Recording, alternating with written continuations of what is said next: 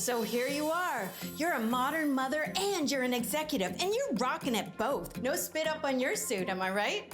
Oh. You won't be judged for going to work and abandoning your family, and you won't be judged for staying at home and abandoning your career, because you can do both. I know you can. Look at me, I can. I'm completely out of breath, no time to eat or sleep, but still swimming. Just like our male counterparts, we want to work, and we want to have children. We want to lean in, smash the glass, grab that ring made of brass, but as we rush out the door, we're paralyzed by the thought, who will take care of the kids? Also us. We show up at the schools, drive to soccer, organize the parties, and then we schedule the meetings, manage employees, and balance the budget. And our reward is that we feel inadequate at both. We're taping the world together, one nervous breakdown at a time, but still swimming. And we'll do it as long as we can, for the good of the kids, the good of our careers, and the good of the... Wait, why do we do it all? Oh yeah, because the boss needs this and the kids need that, and we've all mastered the ability to swim in the sea of human need without a life jacket. So we hop on a call while we fill out a permission form and text a kid that it'll be okay, realizing for the first time that the equality of men and women is not the most important equation. Until work and care are equally valued, we'll just keep on this balancing act and keep on swimming. What do you call 2 billion women who take totally different paths while on the same journey? Moms! Join me, MJ Miller, as I dive deep into motherhood, what it looks like, what it feels like, and sometimes what it smells like. What do we have in common? What sets us magical creatures apart from the rest? We're mothers, and we're carrying the Motherload.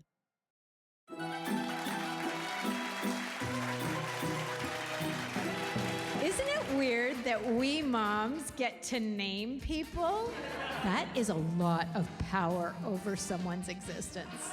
Like, I have this friend who named her kid Manson. And I said, you can't name your kid Manson. People are gonna think it's after Charles Manson. And she said, I can name him whatever I want. I gave him life.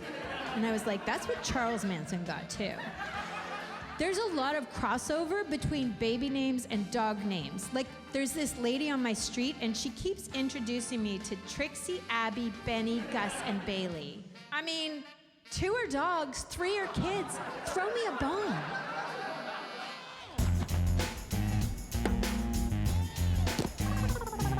Does your mom have a saying that she said to you guys growing up? Yeah, get off the furniture.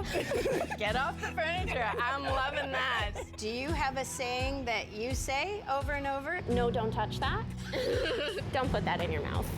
These are all great things that we should all know all the time. Best in our recipes. Wow. What's coming to me is don't drink underage. There's always such good advice. Did she ever give you bad advice? I think once she said be yourself, that was just okay. I feel like moms want their kids to be themselves because we made you. That's true. So we didn't make any mistakes. Yeah. Oh, relax. So like calm down. Yeah. So were you like a high-wired kid? Like, Big time. So she was just like chill. Chill out, yeah. Is she still like that? Yeah, like on a regular basis. Don't pee in the wind. Always good. We've gotten a lot of good advice today. Well, she was the one that did the laundry, right? So, fair request. Fair. Is there anything that your mom said to you when you were growing up? Stop being such a pit bull. I remember as a kid when I wanted something, I wouldn't stop until I I mean, I didn't always get it, but I would be quite annoying. What about you? Don't throw wet toilet paper on the ceiling. Why? Yeah, you would. No, I don't even know why you're saying that. like that you guys are discovering things about each other right now. You guys make a great couple.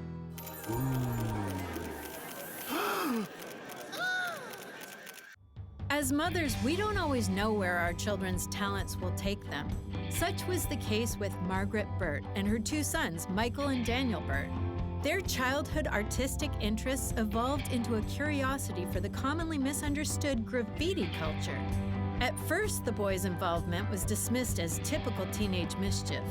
These visual artists are now all grown up and making a name for themselves as the proud owners and operators of Halifax's community-oriented Trackside Studios.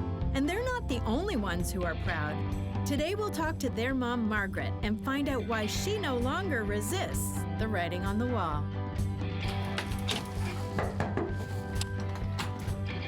Hi. Hi, Margaret. Yes, MJ, come on in. Okay. Hi, I'm Margaret Burt, and I'm the mom of Catherine, Michael, and Daniel from Trackside Studios.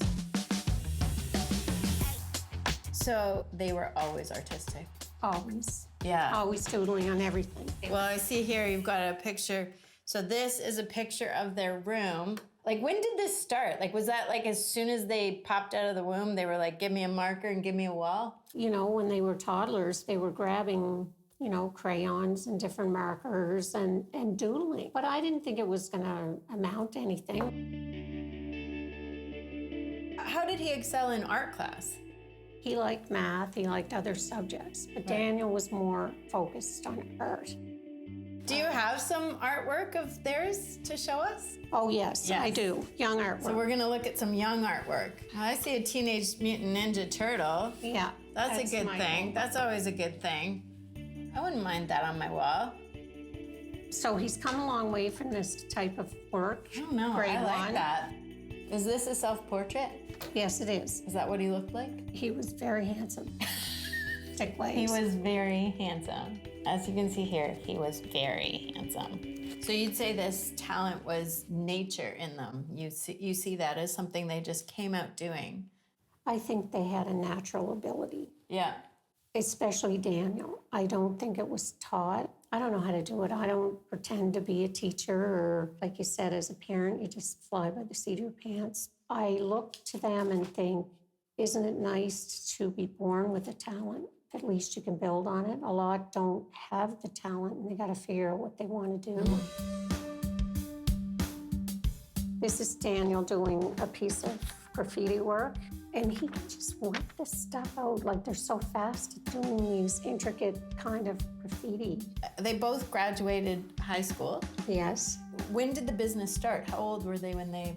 Well, that's a good question for Michael, but he started his degree and then he kind of dropped out. And so it was probably when Michael was in his early 20s. And I'm very proud of them, right? Because Michael had a vision that he could change people's minds when it came to art and street art. Michael is trying to connect his murals to the communities and to connect people that came from here. Art does something to people. It tells a story. Here they are. They have a respectable, celebrated business. Here's the $1 million question. How much does it cost for one of these masterpieces? I have no idea. I would say a big canvas is $400 to $500. Can I say, like, I know your mom? Like, do I get a discount for knowing you? Of course. You have an in with me.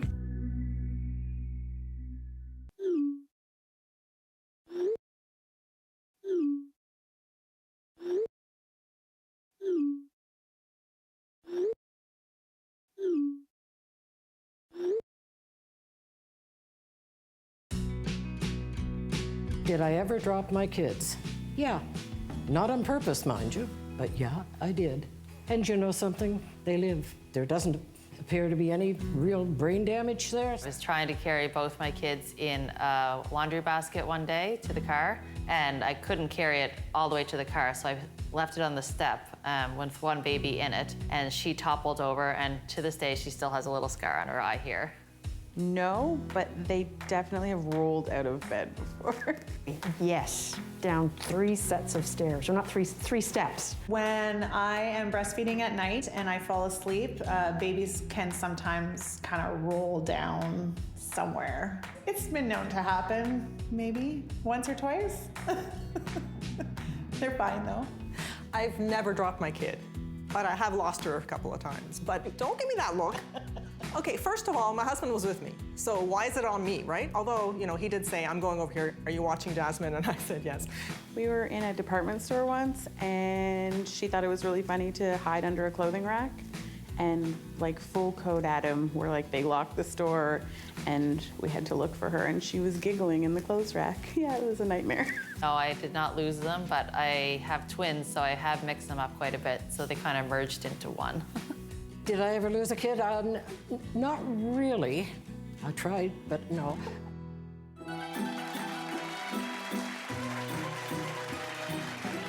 I am a very cheap mom. I will feed my kids food that is way past its due date. What? I don't have an income. It's how I can contribute.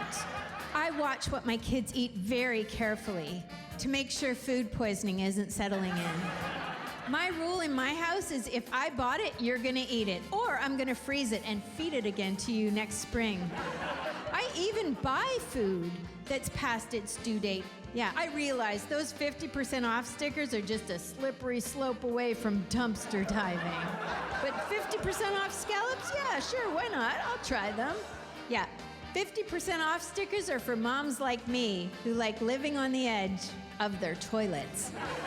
Sometimes I'll find myself in grocery stores just overwhelmed by all the choice, and I'll be standing in the baking aisle just wondering, shouldn't evaporated milk just be an empty can?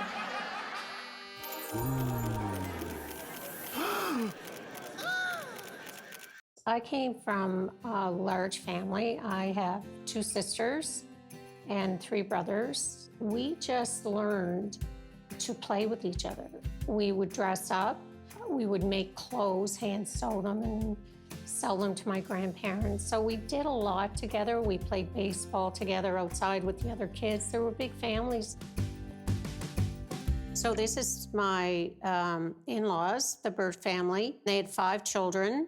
So that's the Burt family. They got lots of nieces and nephews. And this is my siblings, my sisters, Chris and Ann, and myself, and my brothers, Rod, Dan, and Tommy.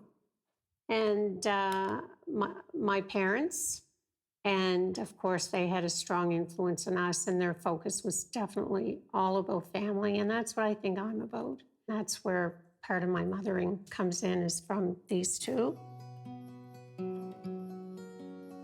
Did I always want to have children is a definite yes. Always, always, always. Oh, I just thought that's the way it was. I never thought that I wouldn't have kids, but I always thought I wanted something besides just looking after the kids, even though I loved kids. And my father used to say that the girls need just as much an opportunity to go to school as the boys do. So I worked for the government 39 years, specifically with public works. Most of my career has been finance, but I worked for real property services. People would say to me, don't you get bored? Finance is so boring. It wasn't boring for me because I worked on some really good projects with some good people. I think that's what makes the difference. You can have a skill that you really like, but if you're not working with good people, if you're not connecting with them, if it's the fit's not there, it doesn't matter what your skill is, you are not going to enjoy it. Kids do force you to grow as a mom because you learn from your parents, and sometimes it's not the right thing, it's a generational thing. When I had Michael, I thought, there is absolutely no book written that is preparing me for this. And I read stuff and I heard stuff and everything, and I found it a really rude awakening with my first. I found it overwhelming. There's something there with that bond. You take that on, nothing you do now you can do without thinking about them. How old were they when they started to tag things and you were starting to hear from the police? I'd say they were about 13, 14. Okay, so pretty young. Yeah, I was probably 3 to 4 years of being intense, worried about them out there doing illegal spots. I knew they were good kids. I knew that they had that empathy and kindness, and they wanted to help people too, but yet they were getting into trouble. And I was locking horns with them, and I could hear Michael saying, but Mom, you don't understand. You don't understand the culture, and you don't understand what we're trying to do. And I just was shutting them down. Doesn't matter. It's against the law. I don't care what you say. And so he started to slowly educate me. When did that turn happen for you where you were like, oh no, they're ruining other people's property into they need their own place and space? There's this culture with graffiti, and it's not necessarily a bad culture, but then you had this other side that was telling you how wrong it was and your boys are involved. I kind of look back on it thinking they're not bad kids and they're not criminals, right? They're good kids and they help each other out. And they're producing some incredible pieces of art. So as they go through things, you learn that they have a voice too. Even though they're young, they can teach you things, and they do teach you things. With the boys, with all their artwork, they've really worked hard to bring it to where it is. I'm so proud of that, but I'm proudest of how they look after family. And it's just not their immediate family. There's a whole history behind your family, and you have to keep in touch. And I'm really proud of that.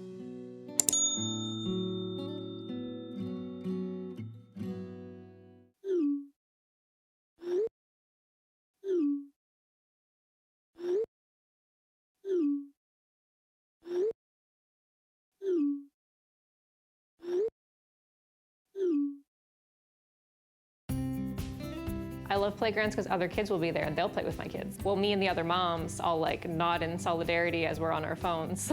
So we often do like playground play dates with our kids because I have 2 boys and she has 2 boys. It's like having another babysitter, really. Yeah. That's like just a giant structure of metal and wood and... Broken 2 of my limbs.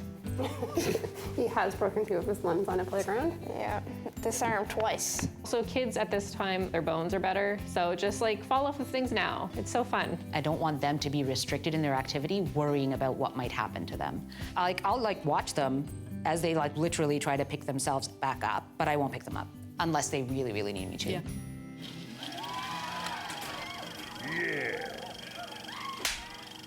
You are about to enter the courtroom of Judge MJ.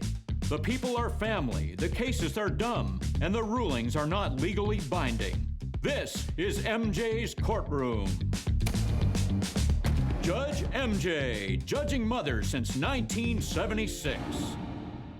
42-year-old Heather is suing her friend Jessica for staying too long after a play date, not liking her Instapics, and judging her mothering.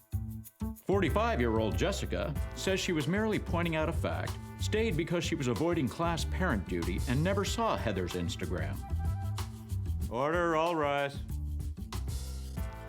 Okay, so it says here that Jessica, that's you? Yes, ma'am. Was simply drinking coffee at Heather's house. That's you. Yes, ma'am. When an argument broke out over who was a better mother. Is that correct? Yes, I was simply drinking my coffee when all of a sudden she accused me of being a bad mom. No, that's not true, Your Honor. Okay, please enlighten me with the truth. Well, we were sitting drinking coffee, and as I took a sip, I noticed that her mug said "World's Best Mom." Yeah, I got it for Mother's Day. Well, the thing is, I got this on my last birthday, and it says "World's Best Mom." How can both of us be World's Best Mom? Clearly, it's her or me. Or me? I have a plaque. Who are you? My sister-in-law. Well, that's ridiculous. You're in the drive-thru every night. Excuse me, ladies. Oh, well, come on. That's totally not fair. All her This kids is not, you know what? When did you even get that? I don't remember anybody. This is the worst example. This isn't really Oh my God, what is the matter with you people? We all have What do you mean, what is wrong with me? You are not the world's best mom. I'm tired enough as is with my own children. I don't... Ladies, if you're gonna judge each other, you're gonna put me out of a job. We have to learn to support each other as mothers. And besides, my gavel says Galaxy's best mom. So, case dismissed. Not fair. Oh, no, I don't really talk to think me that's about fair, little miss. Get out of here. Get out of here. And remember the time you didn't bring a gift for my kid's birthday party? That was the worst. How can you be? Oh, I am holding on to it.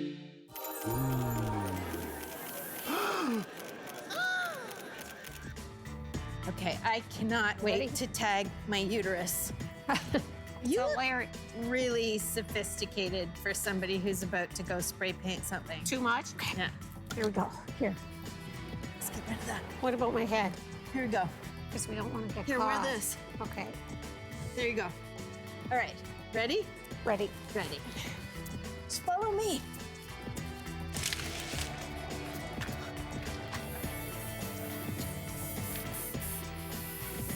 Oh man, this is good. Wow. Does that What do look you like think? a uterus? All Looks right. like mine. You. Way to go. Oh my God, do you hear that? Yeah, let's go.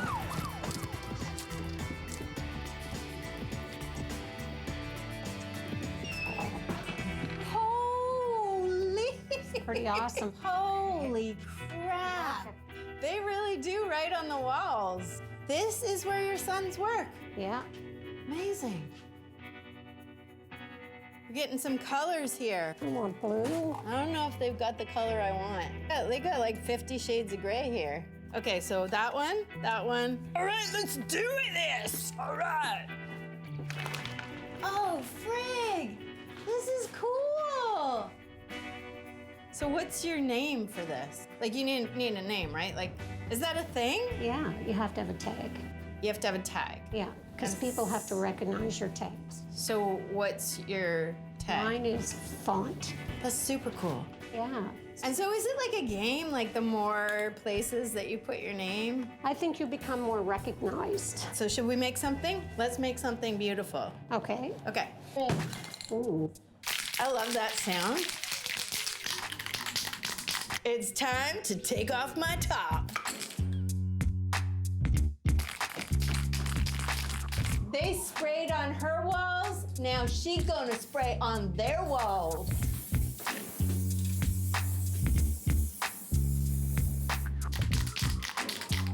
Fun, this is so fun.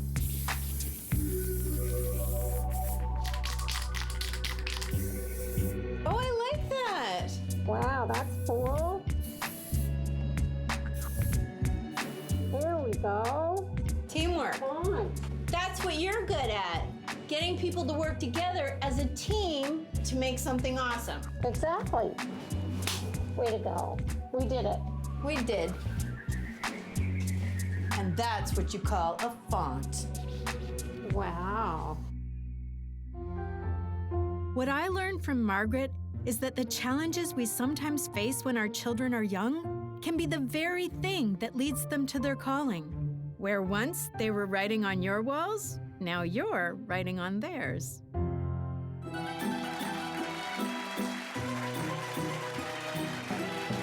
Hockey runs in families, but let me tell you, the puck stops here.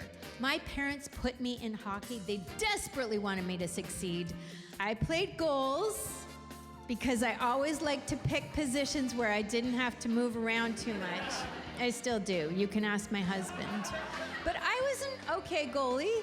I never once got hit with the puck. That was a close one. Anyway, when that didn't work out, they put me in curling, which I was really excited about because I thought it would have something to do with my hair. No, I think my mom only put me in that because she wanted me to learn how to sweep. And I was like, Mom, Dad, the only thing I'm ever gonna like on ice is scotch.